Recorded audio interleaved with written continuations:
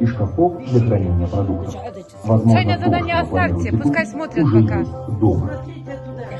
Обязательно заранее составьте список покупок. Укажите необходимое количество продуктов. А что делать, если на витринах магазина продукт продается в упаковке большего, чем вам необходимо веса? Многие продукты, например, мясо, творог, сметана, сыр, могут продаваться на вес.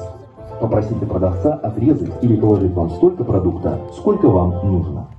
А как купить бананы или виноград, если перед вами связка бананов и большая кисть винограда, а вам нужно всего 2 банана и небольшая кисточка винограда?